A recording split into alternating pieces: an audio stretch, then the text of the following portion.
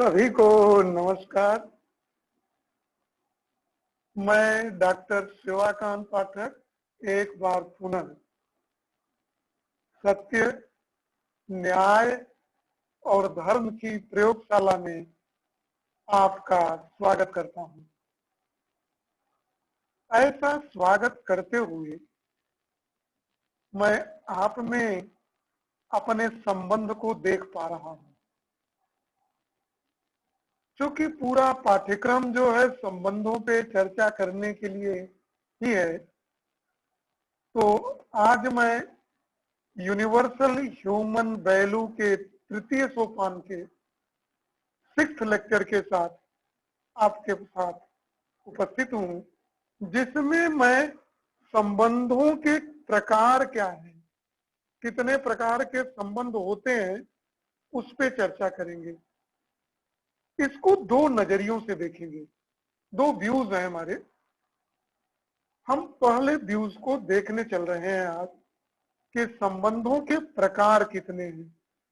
हम ये जानते हैं कि संबंधों में जीना है, लेकिन अगर संबंधों में जीते हुए जो मेरे फंडामेंटल डिजायर है कंटिन्यूअस हैप्पीनेस और प्रॉस्पेरिटी का, अगर हम उसको प्राप्त करना चाहते हैं तो इन संबंधों के साइंस को भी, विज्ञान को भी समझना होगा।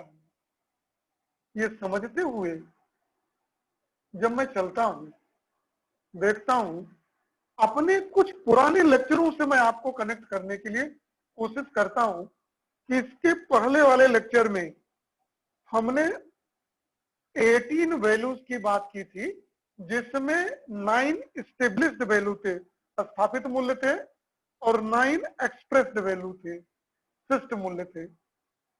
इन 18 वैल्यूज जो है, 18 वैल्यूज हैं,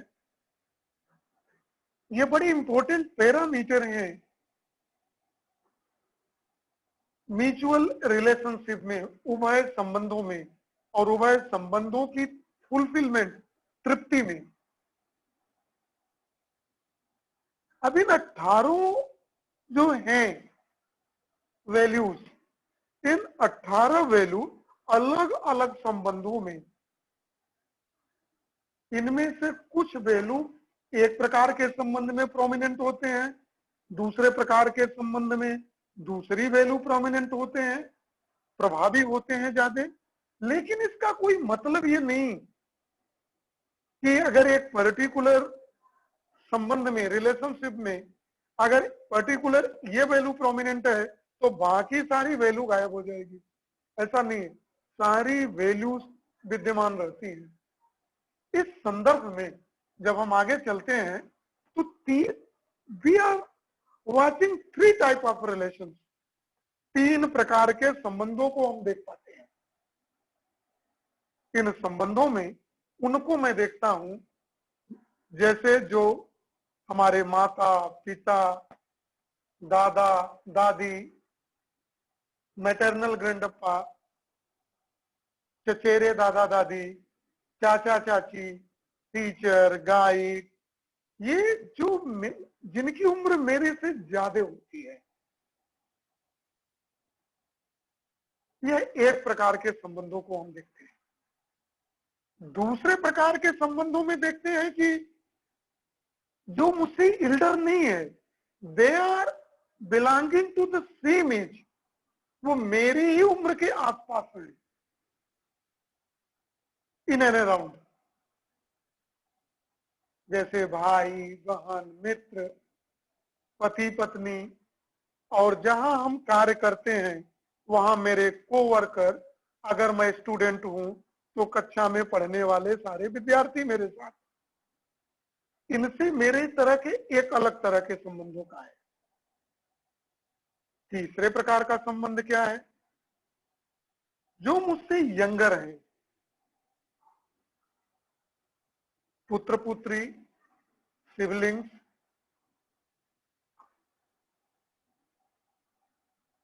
जैसे मैं टीचर हूं आपका,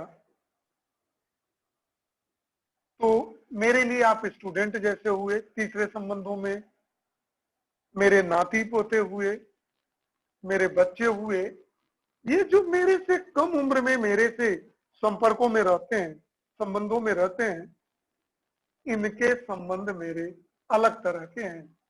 तो हम 3 टाइप के संबंधों को डिवाइड कर रहे हैं on the parameter of as.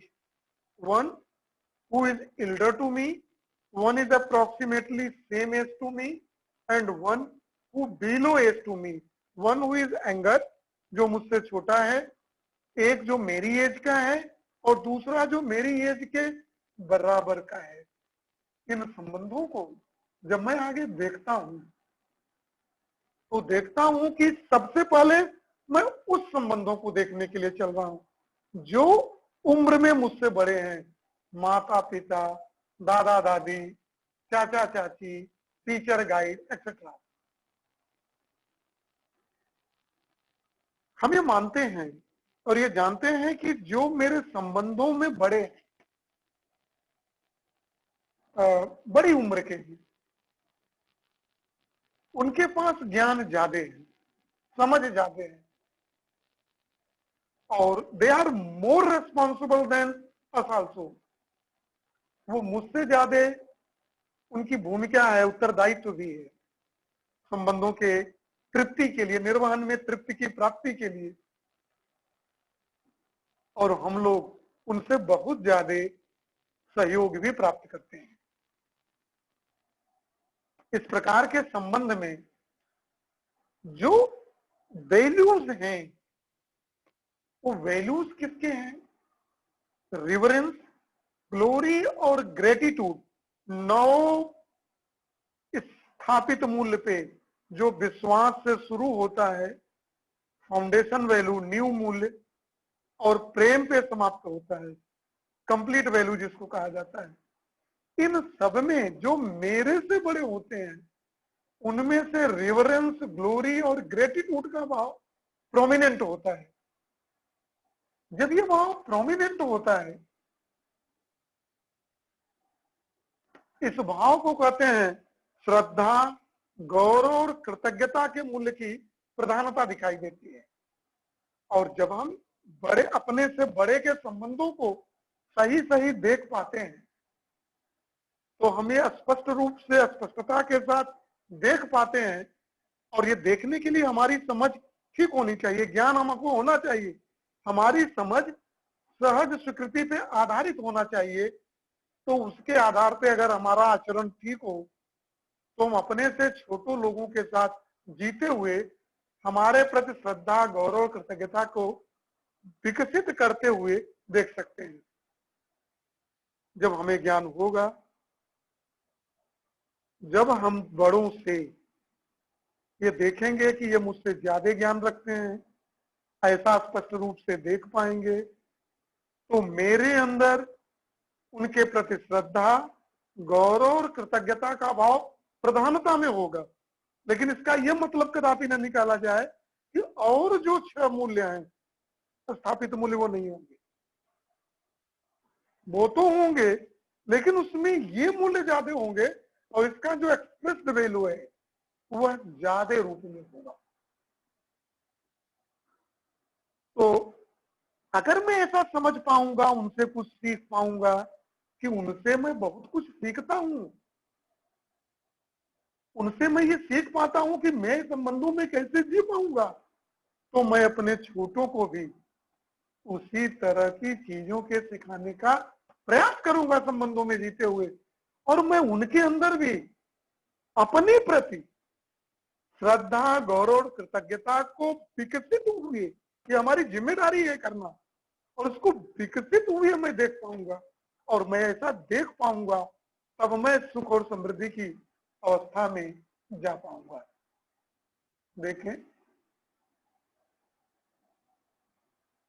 ये बहुत ही सुंदर है, अच्छा है देखना हम लोगों के लिए कि जो मुझसे उम्र में ज्यादा हैं, उनसे सीखना, जिनके अनुभव ज्यादा हैं, जिनके उत्तरदायित्व भी ज्यादा हैं, और जो संबंधों के निर्वहन को समुचित प्रभावित कर रहे हैं, इस बात को जो जैसा है स्पष्ट रूप से हम देख पाते हैं नेचुरल एक्सेप्टेंस के आधार पे। तो ऐसा देखते हुए उनके प्रति मुझे श्रद्धा, गौरव और कृतज्ञता का भाव आता है और यही चीज हम अपने छोटों में विकसित करते हैं और ऐसा विकसित करते हुए मैं स्पष्ट रूप से हम लोग देख पाते हैं।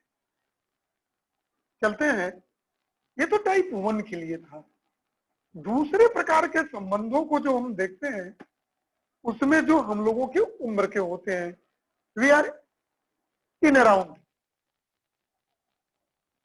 Who are around the same age age us. अगर ऐसे हैं तो जैसे भाई बहन, मित्र, पति पत्नी, कोवर्कर, एक साथ पढ़ने वाले सारे स्टूडेंट, हमारे साथ काम करने वाले सभी फैकल्टी मेंबर्स। तो इन सब में जो प्रोमिनेंट वैल्यूज है वो होता है विश्वास, रेस्पेक्ट, सम्मान और अफेक्शन, स्नेह, ट्रस्ट, रेस्पेक्ट और अफेक्शन। जब हम तीनों के साथ कार्य करते हैं, सेम एज के अराउंड के लोगों के साथ करते हैं, विश्वास नहीं है कोई बात नहीं है, सम्मान नहीं है मतलब कुछ नहीं रहा, स्नेह नहीं है, शंका है, ईगो है, अहंकार है, एको हम द्वितीयो नास्ति, मैं ही सब कुछ हूं, मैं ही स्पेशल हूं, तब मैं सुख और समृद्धि की निरंतरता में प्रवेश नहीं कर पाऊंगा। तब मैं दीनता, हीनता, क्रूरता इस भाव से ग्रसित हो जाऊंगा, गुलामी का जीवन जीना शुरू कर दूंगा। तो इन संबंधों में जो प्रोमिनेंट फीलिंग्स है वो प्रोमिनेंट फीलिंग को समझना जरूरी है, हमको जानना समझना बहुत जरूरी है। जब इन संबंधों को देखते हुए हम आगे चल पाते हैं तो हम तीसरे तरह के संबंधों को देखते हैं। अच्छा, दूसरे वाले संबंधों में एक बात है, जब ट्रस्ट, रेस्पेक्ट और अफेक्शन प्रोमिनेंट में है तो बाकी छह भी है सेकेंडरी, साथ में बने हुए हैं, ऐसा नहीं है को खत्म है। चलते हैं तीसरे प्रकार की चीजों को देखते हैं, जिसमें हम देख पाते हैं कि हमसे कम उम्र के लोग जितने भी हैं, मेरे लिए पुत्र पुत्री, मेरे siblings, children, grand children, students, नाती पोते, विद्यार्थी, छोटे बच्चे, परिवार के छोटे सदस्य, जितने भी लोग हैं, तो इसमें जो प्रोमिनेंट वैल्यूज होती है संबंधों के निर्माण में वो होती है care and guidance.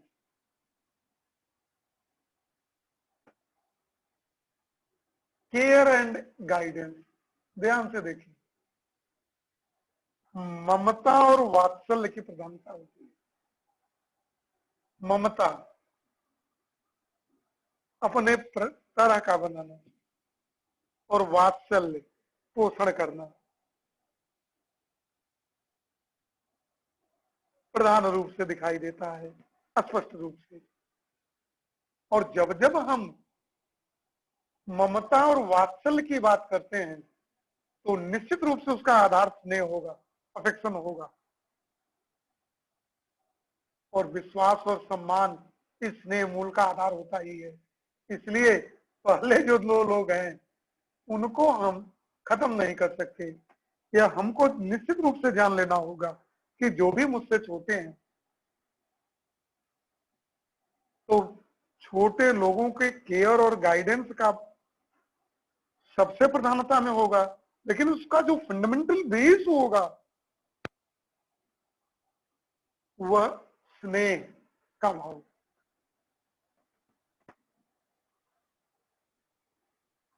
Affection and feelings of trust and respect, विश्वास और स्नेह का भाव होगा। विश्वास और सम्मान ही स्नेह का आधार है। इस बात को जानना और समझना बहुत जरूरी है। This is very important line. The feeling of trust and respect our the base of affection. जो विश्वास और सम्मान का भाव है अपने छोटों के लिए, उसका आधार क्या है? स्नेह। और स्नेह है तो प्रधानता किसकी है? केयर और गाइडेंस, ममता और वात्सल्य का भाव। इन भावों की प्रधानता रहती है। देखें, चलते हैं आगे। जो संबंधों में प्रोमिनेंट भाव हैं उनको हम देखने के लिए चल रहे हैं।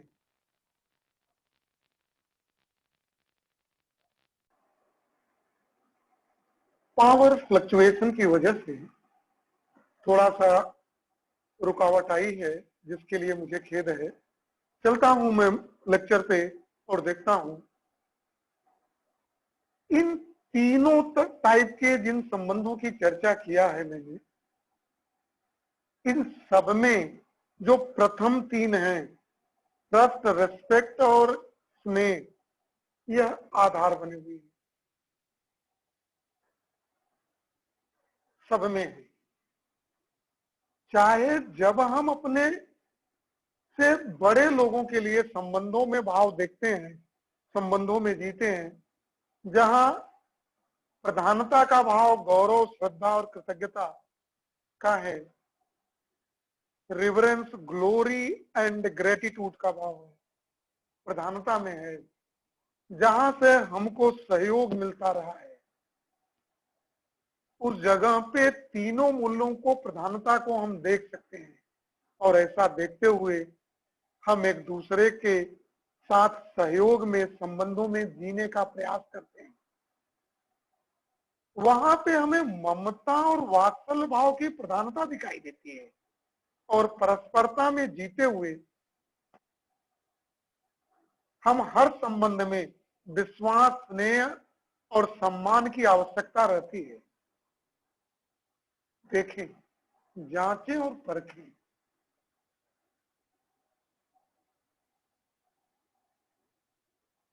देखें,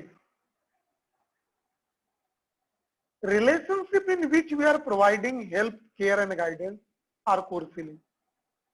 वो संबंध जो मेरे से नीचे उम्र के हैं, जहां हम केयर और गाइडेंस, अपने के ममता और वात्सल्य का भाव, जो कोर फीलिंग है, उसमें भी तीनों भाव आधार के रूप में जुड़े होते हैं, विश्वास, सम्मान और स्नेह।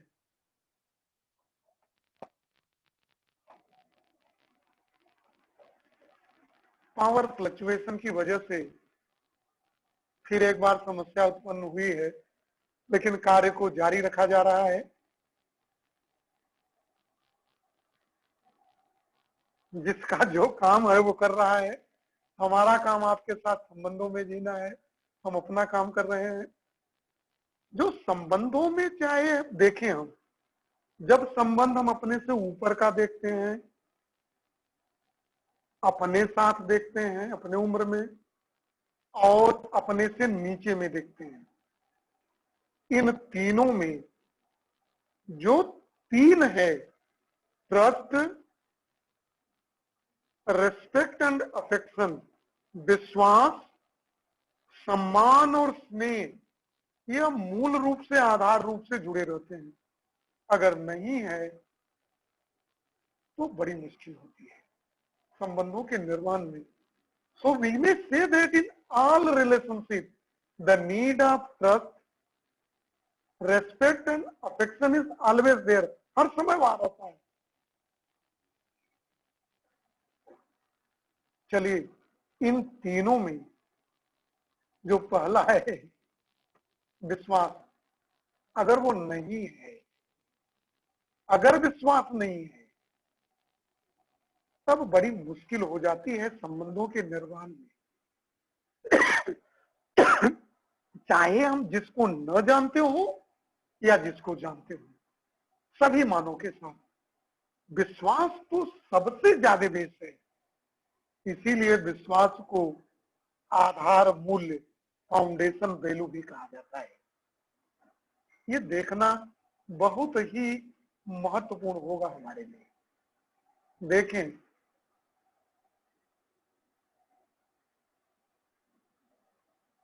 सात तरह के संबंधों को हम देख रहे हैं। एक और प्रकार देखने चल रहे हैं। मानवीय संबंधों की परंपरा में माता पिता का अपने बच्चों के साथ संबंध, पुत्र और पुत्रियों के साथ संबंध, गुरु और शिष्य का संबंध, पति और पत्नी का संबंध, साथ एक हम उम्र के भाई बहन, चचेरे कजन, इन सबका आपस में संबंध, मित्र का मित्र से संबंध, अपने जो उनके साथ संबंध जो मुझे गाइड करते हैं या जो मेरे सहकर्मी हैं उनके साथ संबंध, समाज में संबंध। ये जो सारे संबंधों के साथ हम इस 7 तरह के संबंधों की चर्चा जो मैं कर रहा हूं, इन संबंधों को जब मैं देखता हूं तो इन संबंधों को देखें, 7 तरह के जो संबंध हैं, माता पिता का पुत्र पुत्री से, गुरु शिष्य का, भाई बहन का, मित्र मित्र का, पति पत्नी का, कलीग का, सभी जिम्मेदार सहयोगियों का, और व्यवस्था में संबंध स्थापित करने के लिए अखंड समाज में एक मानव का दूसरे मानव के साथ संबंधों को जो हम देखते हैं, इन संबंधों में को देखते हुए इन संबंधों की चर्चा करने की दिशा में हम आगे बढ़ते हैं। इसमें पहले चीज को मैं देख के चल रहा हूं, relationship between parent and child. देखिए, जब हम एक पेरेंट और चाइल्ड के संबंधों की चर्चा को आगे लेके चलते हैं तो देखिए क्या क्या हम देख पाते हैं।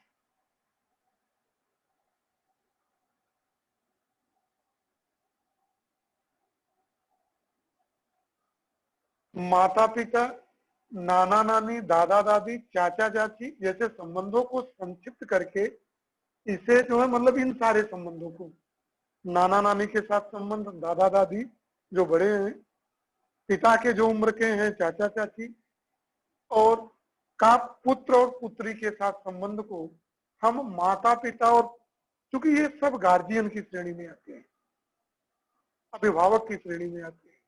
माता पिता को छोड़ के सभी हमारे शुभेच्छु होते हैं, तो इनको अभिभावक का दर्जा दिया जा सकता है। इनके संबंधों को हम माता पिता की ही श्रेणी का संबंध देख सकते हैं। माता पिता के साइड से देखेंगे, पेरेंट की साइड से देखा जाए तो माता पिता को ज्ञान सही समझ विकसित करने के साथ अपने पुत्र पुत्रियों का, उनके ज्ञान की वृद्धि के साथ उनके नर्चरिंग का, पोषण और सुरक्षा, नर्चरिंग एंड प्रोटेक्शन को सुनिश्चित करने, और उसके लिए बच्चों के साथ सहयोग करने की जिम्मेदारी दिखाई जाती है। ये जिम्मेदारी क्या है? ये मेरे छोटे हैं, इनको ज्ञान का विकास हो, इनका स्वास्थ्य ठीक रहे, उसके लिए क्या क्या इनको पोषण की सामग्री दी जाए, और इनके शरीर की सुरक्षा कैसे की जाए। ऐसी जिम्मेदारी माता पिता या माता पिता के समकक्ष जितने संबंधी हैं उनमें दिखाई देता है जिम्मेदारी का भाव। और इस जिम्मेदारी के भाव को निर्वहन करते हुए ममता के भाव के साथ शरीर के पोषण और संरक्षण का काम सटीकता से हो पाता है। क्या खिलाना है, प्रोटीन कितना चाहिए, कार्बोहाइड्रेट कितना चाहिए, विटामिन कितना चाहिए, हर चीज खिलाना है, हरी सब्जी भी खिलानी है, हर प्रकार की खिलानी है, दाल भी खिलानी है। और अच्छा देखा भी गया है कि जो खाना बच्चों को शुरू से ही खिलाया जाता है उस खाने को ही लास्ट तक वो कभी नहीं करते, नहीं तो बड़ी उम्र हो जाने के बाद कहते हैं ये मुझे अच्छा नहीं लगता, वो अच्छा नहीं लगता, क्योंकि उस स्वाद के साथ वो रह नहीं पाते, एकोमोडेट नहीं कर पाते। इसलिए जो बड़े उम्र के हैं उनकी ये नैसर्गिक जिम्मेदारी है कि छोटे बच्चे को क्या खिलाया जाए, कितना खिलाया जाए, कब कब खिलाया जाए, जिससे हर चीज के साथ यह संबंध स्थापित कर पाए। उनकी सुरक्षा के लिए क्या पहनना है, कहाँ रहना है, प्रकृति के साथ उनका शरीर सामंजस्य में बना रहे, उनकी क्षमता और इम्यूनिटी प्रकृति से अलग न हो पाए, जुड़ी रहे, ये सुनिश्चित करने का जिम्मेदारी अभिभावक का होता है। और जो वात्सल्य का भाव होता है वह उसको समझदार बनाने के लिए, सही समझ विकसित करने के लिए ठीक ठाक से उसमें सहयोग कर देने का होता है। अगर पुत्र पुत्री की ओर से, ये तो गार्जियन की ओर से देख रहे हैं, माता पिता की ओर से देख रहे हैं। अगर हम नीचे से ऊपर की तरफ देखें, अभी ऊपर से नीचे की तरफ देख रहे थे, मतलब हम एक पुत्र की तरफ से माता पिता की तरफ देखें तो देखें कि जो भी सहयोग मुझे माता पिता से मिल रहा है, मुझे क्या मेरे अंदर उस सहयोग के लिए कृतज्ञता का भाव है कि नहीं, उसको विकसित करना। धीरे धीरे अपने माता पिता, दादा दादी, चाचा चाची, नाना नानी, जिन जो भी हमसे बड़े हैं परिवार में, क्या हम उनकी श्रेष्ठता को देख पाता हूं? क्या मेरी इतनी समझ विकसित हो पाई है? अगर मैं देख पाऊंगा, उनसे मुझे कुछ मिल रहा है, तो उनके प्रति मुझे गौरव का भाव महसूस होगा।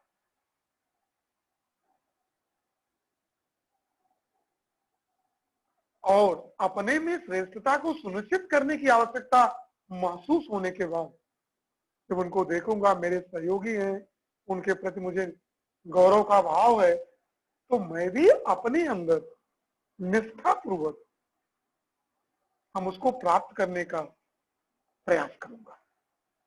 इस आधार पे श्रद्धा के भाव का विकास तो अपने आप ही हो जाएगा।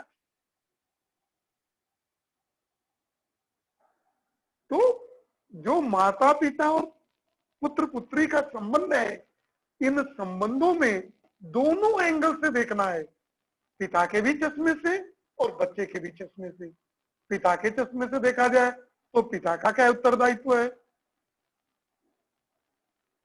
ममता और केयर कैसे कर रहा है, केयर एंड गाइडेंस, ममता और वात्सल्य का भाव दिखा पा रहा है सही रूप से नहीं। और अगर उस भाव को बच्चा सही से और उसमें सही समझ विकसित कर रहा है, करेगा, और उस ज्ञान के आधार पे बच्चे के अंदर श्रद्धा और गौरव का भाव डेवलप हो रहा है रिफ्लेक्शन में कि नहीं, स्टिमुलेशन रिस्पॉन्स थ्योरी, केयर और गाइडेंस के भाव से स्टिमुलेट करना है और रिवरेंस और ग्लोरी के भाव से रिस्पॉन्स आना है, तब इक्विलिब्रियम सेट हो पाएगा, तब हम अपनी बात कह पाएंगे। देखें, समझें, सोचें। दूसरे जो 7 संबंधों की चर्चा किया हूं, इन 7 संबंधों की चर्चा के संदर्भ में हम दूसरे संबंध को देखने में की दिशा में आगे चल रहे हैं, जिसमें गुरु शिष्य का संबंध, शिक्षक और छात्र का जो संबंध होता है वो बहुत प्रधानता का भाव होता है। हम इसको टीचर के भी चश्मे से देखेंगे और स्टूडेंट के भी चश्मे से देखेंगे।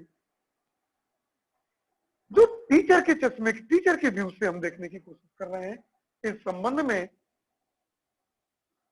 टीचर का एम क्या होता है कि स्टूडेंट में ज्ञान का विकास किया जाए, समझदारी का विकास किया जाए, राइट अंडरस्टैंडिंग का डेवलपमेंट किया जाए, the understanding based on natural acceptance, ज्ञान सहज स्वीकृति के आधार पे। और इस समझदारी को विकसित करने में हम छात्र का सहयोग कर पाए, स्टूडेंट का सहयोग कर पाए, यही गुरु की भूमिका है। इस भूमिका को निभाने के लिए गुरु के अंदर वात्सल्य का भाव प्रोमिनेंट रूप से होना चाहिए, प्रधान रूप में होना चाहिए। इसके तहत गुरु अपनी भूमिका को सटीकता से सही ढंग से निभा पाएगा। और वात्सल्य के पास साथ जो भी ज्ञान मेरे पास है वह मैं अगली पीढ़ी मतलब अपने विद्यार्थी को उस ज्ञान को सही रूप में बढ़ाने के लिए कंटिन्यूअस एफर्ट करूं, सतत लगातार हर वक्त लगा रहूं,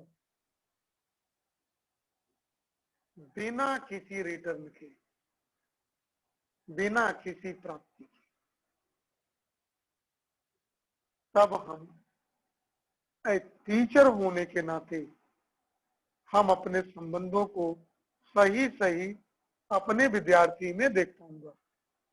अगर मैं बच्चे की तरफ से देखूं तो, स्टूडेंट की तरफ से देखूं तो गुरु से मिलने वाली जो समझ है, टीचर से जो भी ज्ञान हमको मिला है उसको पाने की जो जिज्ञासा है, और गुरु से जो मिलने वाला सहयोग है उसको प्राप्त करते हुए गुरु के इस ज्ञान की प्राप्ति में जो मैं कर रहा हूं, अपने समझ को विकसित कर पा रहा हूं, उसके लिए अपने गुरु के प्रति जो कृतज्ञता का भाव है, ग्रेटिट्यूड का भाव है, गौरव और श्रद्धा का भाव होना तो स्वाभाविक है। श्रेष्ठता के प्रति गौरव श्रद्धा, लेकिन गौरव श्रद्धा में कृतज्ञता का भाव जो है वो फंडामेंटल हो जाता है, बेस हो जाता है। इन संबंधों को हम देख पाएंगे जब गुरु और शिष्य, गुरु स्टिमुलेट करेगा, ज्ञान का ट्रांसमिट करेगा वात्सल्य के भाव से, सहयोगी बनेगा ज्ञान को बढ़ाने में, तो शिष्य जो है रेस्पॉन्स में कृतज्ञता के भाव से जब वो प्राप्त करेगा और लगेगा कि वो श्रेष्ठता का भाव मेरे अंदर आ रहा है, तो कृतज्ञता की भाव के प्रधानता के साथ गौरव और श्रद्धा का भाव होना अपने आप स्वाभाविक हो जाएगा। अगर मैंने वात्सल्य के भाव से ज्ञान का ट्रांसमिशन नहीं किया है तो हमको ये अपेक्षा नहीं करनी चाहिए कि मुझे सम्मान मिलेगा। यह एज ए टीचर होने के नाते इस बात को हमको स्पष्ट रूप से समझना पड़ेगा, जानना पड़ेगा, मानना पड़ेगा। चलते हैं, देखते हैं, और इस देखने की कड़ी में हम जो है, जो दूसरा भाव है,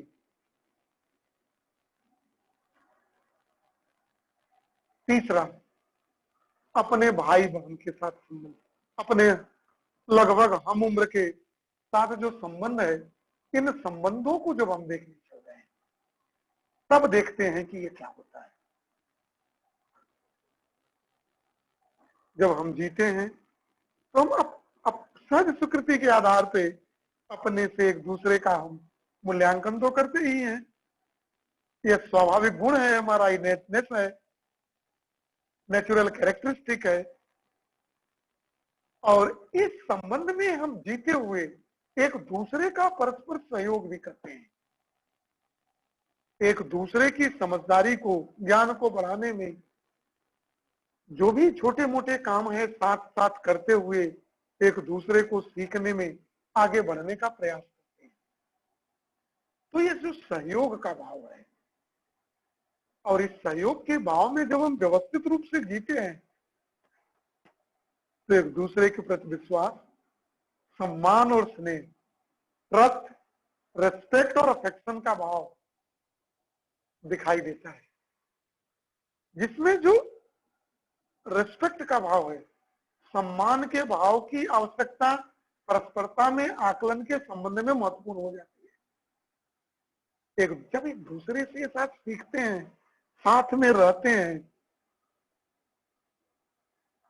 तो एक दूसरे का सम्मान का भाव अपने आप, वो भी सीख रहा है, मैं भी सीख रहा हूं, वह भी मेरे जैसा है, मैं भी वैसा ही हूं जैसा वो है, दूसरा भी यही सोचता है कि मैं जैसा हूं वैसा वो भी है। दोनों एक साथ सीखने का प्रयास करते हैं और सीखने के प्रयास में एक दूसरे के सहयोगी बनते हैं। जब ये सहयोगी बनते हैं तो विश्वास, सम्मान और स्नेह का भाव, और इस विश्वास, सम्मान और स्नेह के भाव में सम्मान के भाव की आवश्यकता का आकलन जब हम करेंगे तो ज्यादा महत्वपूर्ण होता है। जब हम सम्मान को कहेंगे तो विश्वास और स्नेह को भूल नहीं पाएंगे, वो अपने आप ही बना रहेगा। हम इस रूप में परस्परता के मूल्यांकन का सटीक होना आवश्यक हो जाता है। चलिए, हम लोग संबंधों में जी रहे हैं एक दूसरों के साथ, सहयोगी के भाव के साथ। तो यहां एक मुख्य रूप से चीज समझ लेनी जरूरी है कि जितनी भी मेरी कॉम्पिटेंस है, योग्यता है, उसके आधार पे हम दूसरे का सहयोग करते हुए आगे बढ़ेंगे। जहां हमारी श्रेष्ठता होती है वहां हम सहयोग कर पाते हैं, और जहां दूसरे की श्रेष्ठता होती है हम उसका सहयोग ले पाते हैं। कोई स्पेशल नहीं है, ईगो नहीं है, अहंकार नहीं है। कई काम है जीवन में, कई तरह की चीजें हैं। किसी काम में वो श्रेष्ठ है तो उसमें हम उसका सहयोग लेते हैं, किसी काम में मैं श्रेष्ठ हूं, मैं उसको सहयोगी के रूप में खड़ा हो जाता हूं। इन दोनों को कार्य को करते हुए हम दोनों जो है आगे बढ़ने का प्रयास करते हैं। तो जो सहयोग का भाव है, इस सहयोग में जो तीन चीजों की मैंने नाम लिया, विश्वास, सम्मान और स्नेह का भाव बना रहता है। अहंकार कोसों दूर रहता है। अगर अहंकार रहेगा इस भाव का कोई मतलब समझ में नहीं आ पाएगा। देखें, जाने और समझें, देखना, जानना और समझना तो बहुत जरूरी है।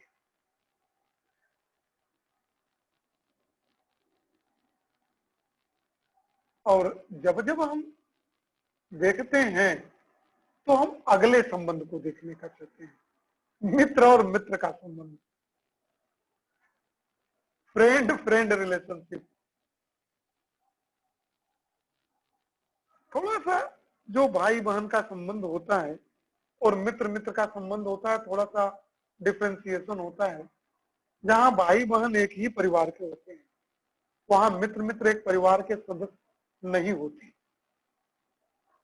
घर जाते हैं तो आपके भाई बहन साथ होते हैं, कजन साथ होते हैं, लेकिन कॉलेज के क्लास में जब स्कूल में रहते हैं, कॉलेज में रहते हैं, तो आपके सहपाठी साथ होते हैं। वो आपके भाई बहन नहीं है, लेकिन भाई बहन जैसा जीते हैं। देखिए, जब हम अपने मित्रों में भाई बहन के अलग दूसरे संबंधों को देखने का प्रयास करते हैं, तब हम सही संबंधों में जी नहीं पाते हैं। तब एक दूसरे को साथ परस्परता में जीते हुए, सहयोग की में जीते हुए आगे बढ़ने का प्रयास नहीं कर पाते हैं। जो अभीष्ट लब्धि है, जहां तक हम पहुंचना चाहते हैं उसकी प्राप्ति नहीं कर पाते। हमारी जो उपलब्धि होती है वो सीमित होती है। अगर हम मैक्सिमम उपलब्धि जानना चाहते हैं, पाना चाहते हैं, जानना चाहते हैं क्या, उसके लिए प्रयास करते हैं और फिर उसको पाना चाहते हैं, तो मित्रों मित्रों का संबंध भाई बहन जैसा संबंध होना चाहिए। जब भाई बहन के संबंध के साथ जिएंगे तब साथ पढ़ते हुए, जीते हुए हम मैक्सिमम गेन कर पाएंगे। वरना जो मेरी उपलब्धि होगी वह आंशिक रूप से होगी। ईगो, घृणा, अहंकार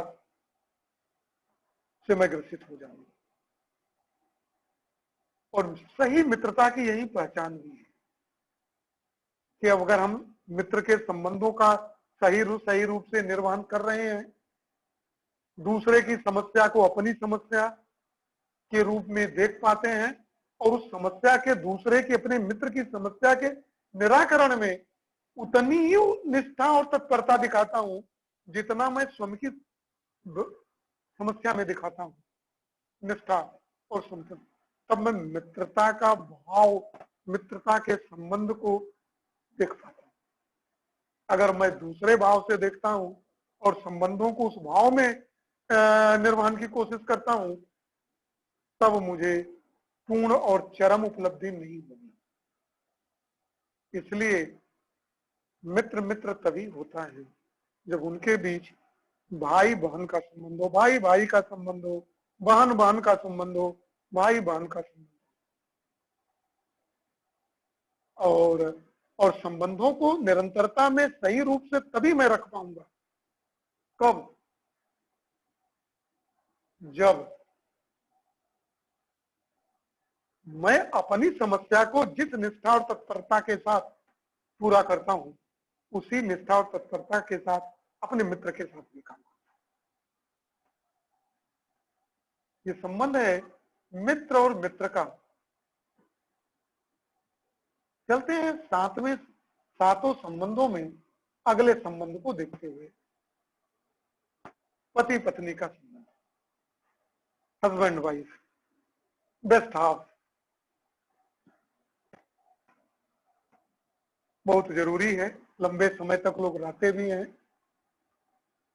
एक निश्चित अवधि से के बाद ये संबंध शुरू होता है और जब तक मैं शरीर से नहीं निकल पाता है कोई एक, तब तक ये संबंध चलता रहता है। मानवीय संबंधों में यह भी एक लंबे समय तक चलने वाली प्रक्रिया है। इसका भी टाइम पीरियड बहुत अधिक होता है। जितना संबंध मैं अपने माता पिता के साथ जितने समय तक रहता हूं, लगभग उतना ही संबंध जीवन मैं अपने पत्नी, अपने बेस्ट हाफ के साथ निभाता हूं। तो इसमें एक दूसरे की समझ पर सहयोग करने के साथ साथ व्यवस्था में भागीदारी को सटीकता से कर पाना एक बहुत कला है। इस संबंधों के, क्योंकि लॉन्ग लाइफ रिलेशन है, सुख की निरंतरता की प्राप्ति के लिए यह संबंध बहुत जरूरी है। इन संबंधों की स्पष्टता को होना बहुत जरूरी है। अब ये समझना है कि मैं इन संबंध को निभाने के लिए समझदार हो पाया हूं या नहीं। तो मुझे देखना पड़ेगा कि विवाह से पहले मैं जिम्मेदार हो जाऊं, तो अच्छी बात होगी कि विवाह के बाद संबंधों को निर्वहन में आसानी होगी। और मैं कुछ समझा जाना नहीं, संबंधों में जीने कटुता शुरू हो गई। जब तक हम संबंधों को जीने की प्रक्रिया को सीख पाए, तब तक काफी काम बिगड़ चुका है। तो अगर हम विवाह से पहले समझदार जिम्मेदार हो गए हैं, तो मुख्य मुद्दा यह है कि पति पत्नी संबंध के साथ मिलजुल कर व्यवस्था की भागीदारी को सुनिश्चित करना है, जो जीवन की फंडामेंटल आवश्यकता है। क्या जरूरी है, संबंधों में जीना कैसे है, क्या करना है, कैसे माता के साथ संबंध रखना है, पिता के साथ संबंध रखना है, और संबंधियों के साथ संबंध रखना है, छोटों के साथ संबंध क्या रखना है। इसमें अपनी भूमिका, अपनी भागीदारी, मैं कहाँ हूं, क्या करना है, इस परिवार की व्यवस्था में, मानवीय व्यवस्था में मेरी भूमिका क्या है, उस भूमिका को मैं सही सही सुनिश्चित कर पाता हूं। एक निश्चित लक्ष्य के पहचान करके परिवार के रूप में एक निश्चित कार्यक्रम बना सकता हूं, और उसको सुनिश्चित करने के रूप में हम एक दूसरे के साथ सहयोग करते हुए परस्परता के भाव में संबंधों का सही सही निर्वहन कर पाऊंगा, और ऐसा करते हुए उभय तृप्ति की प्राप्ति कर पाऊंगा। और ऐसा करूंगा जब एक दूसरे के साथ, तो एक दूसरे में सम्मान का भाव प्रमुख हो जाएगा। लेकिन इसके साथ विश्वास का भाव तो बना ही हुआ है।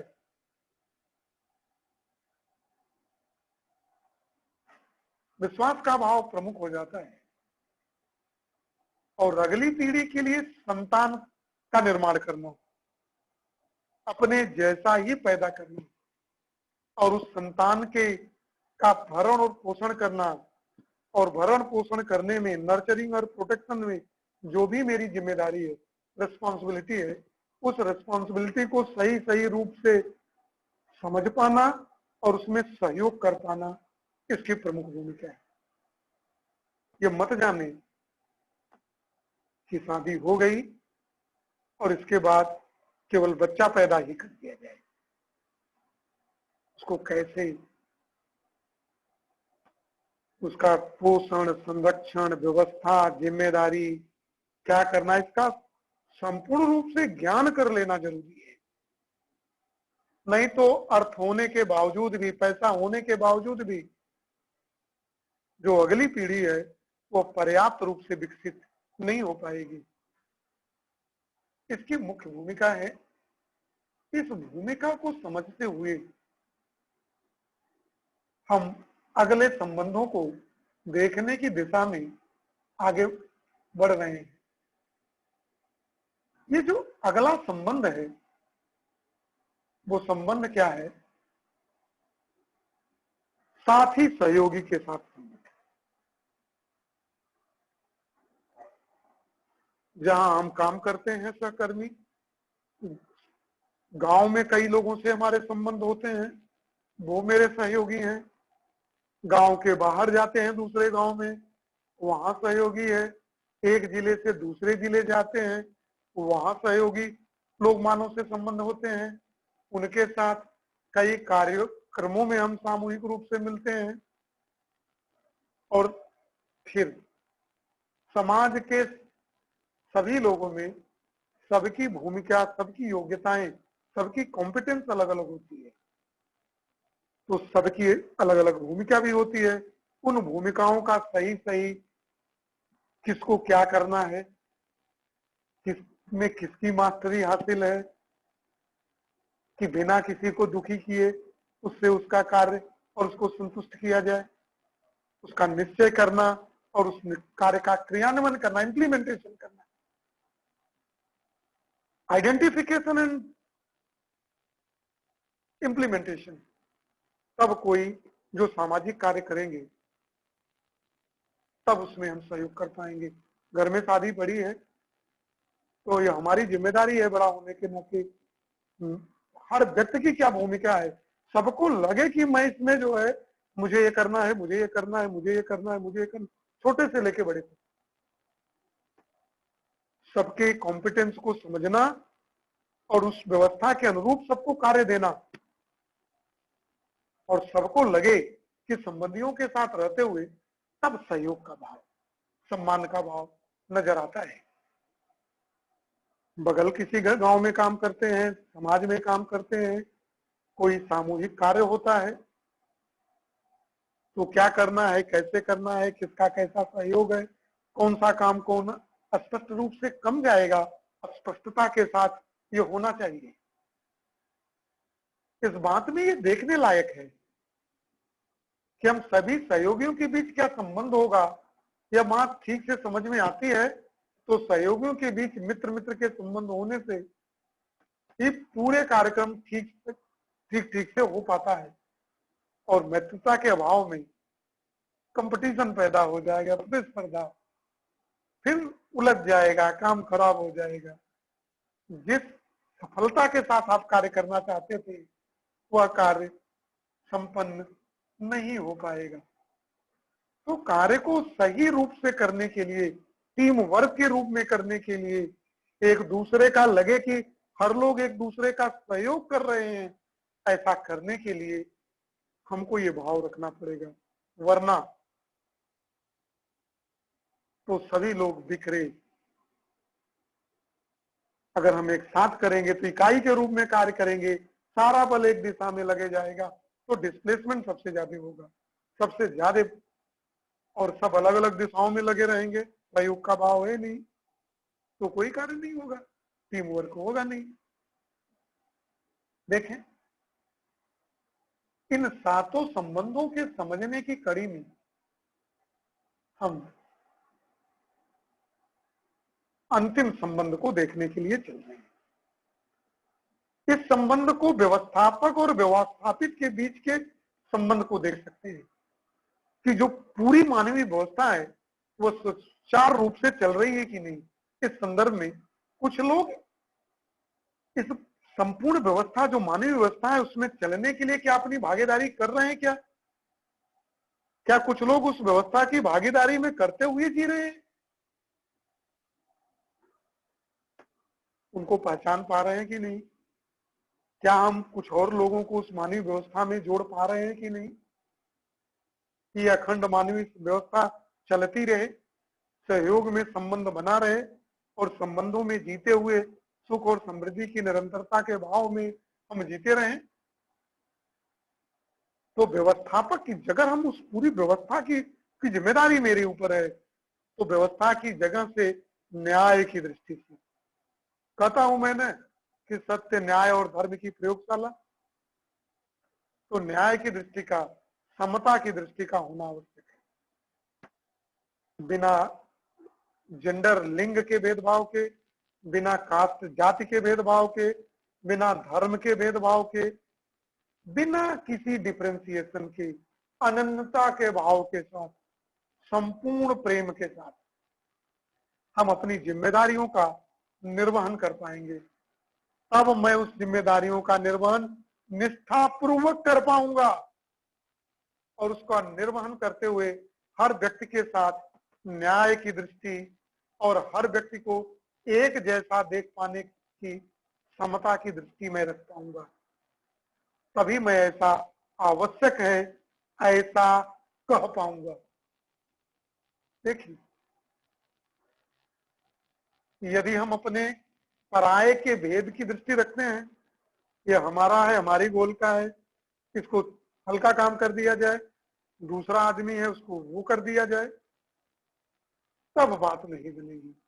तो हम अपने लोगों का सहयोग करने की बजाय अपने पद का दुरुपयोग करते दिखाई देंगे, जैसा अमूमन दिखाई देता है। समाज से जो जुड़े हुए हैं, मेरे जुड़ने का कारण सिर्फ इतना ही है कि इस व्यवस्था से हम बाहर निकल पाए। देखें, जाने और समझे, इस पूरी व्यवस्था के संबंध में जब मैं आगे चलूंगा तो देखिए, उस व्यवस्था के लिए हमको वातावरण भी देना पड़ेगा। अगर मेरी व्यवस्थापक की भूमिका दिखाई देती है मेरे अंदर, मैं व्यवस्थापक की भूमिका में अगर हूं, मैं ध्यान से मेरी बात देखिएगा, एक मिनट जरा सा मैं स्लाइड जो है सही ला दूं। तो व्यवस्थापक की मुख्य भूमिका यही दिखती है कि स्वयं में न्याय, व्यवस्था पूर्वक जीना, दूसरों को न्याय और व्यवस्था पूर्वक जीने में सहयोग हो, ऐसा अनुकूल वातावरण प्रदान करना है। तभी आप सही अधिकारी हैं, वरना आप शोषण वाले अधिकारी हैं। और इस रूप में नियमों को ठीक ठीक से पहचान पाना, उसके आधार पे जीना और खुद दूसरे अपने जो नीचे काम करने वाले हैं उसको उसका वैसा वातावरण दे पाना और उनके लिए प्रेरणा बन पाना जरूरी होगा। व्यवस्थापक के रूप से देखेंगे तो व्यवस्था को सुचारू रूप से चलने के लिए जो नियम समाज और व्यवस्था के द्वारा पहचाने गए हैं, उन नियमों का ठीक ठीक पालन करना आवश्यक होगा। वरना आप अपने को स्ट्रेंज, स्पेशल के भाव में जिएंगे, अपने को श्रेष्ठ मानेंगे, अहंकार में रहेंगे और संपूर्ण व्यवस्था जिस सिस्टम के लिए काम करेंगे उसको नाश कर देंगे।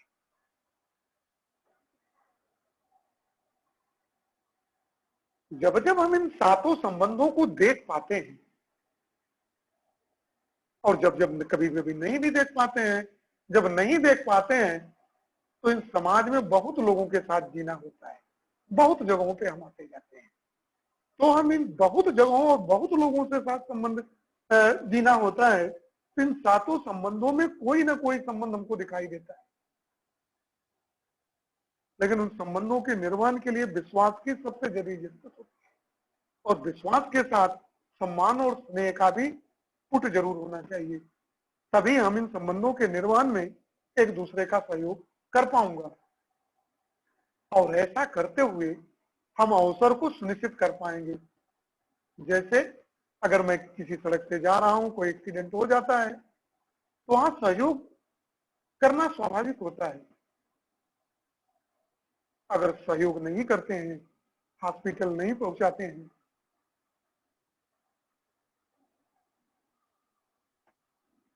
तो हम मानवीय परंपरा को आगे नहीं बढ़ा पाते हैं। जब हम ट्रेन में सफर करते हैं, तो ऐसा कोई कार्य न करें कि मेरे सहयात्री को कोई दुख हो। देखिए कितना विश्वास हो गया है कि खाना शेयर करना बड़ा मुश्किल होता है, कोई लेगा नहीं। वातावरण बदलने की जरूरत है, एक दूसरे का सहयोग कर सकते हैं। हो सकता है कोई सहयात्री, मैं खाना ले आया हूं और दूसरे की व्यवस्था न हो पाई, तो शेयर किया जा सकता है। लेकिन वैसा वातावरण शेयर का करने का बनाना जरूरी होगा, ऐसा तभी हम कर पाएंगे। देखें, जाने और समझें, विश्वास का भाव, अंत में मैं यही कहूंगा, विश्वास का भाव निरंतरता में बना रहना चाहिए। जो इन बातों को आज मैं कहा हूं, इन बातों को सही रूप में तब मैं कर पाऊंगा जब विश्वास का भाव बना रहेगा। और हर किसी के साथ बने रहना आवश्यक है।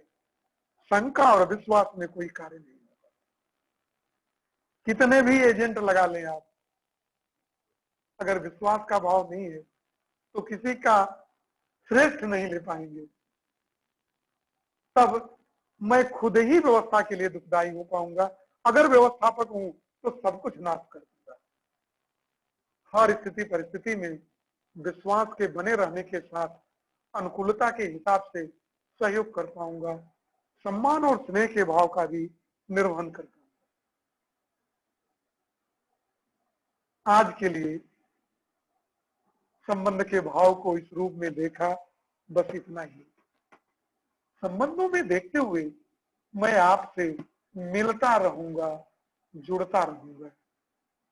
आज के लिए बस इतना ही। अपने सभी दर्शकों को एक बार पुनः नमस्कार।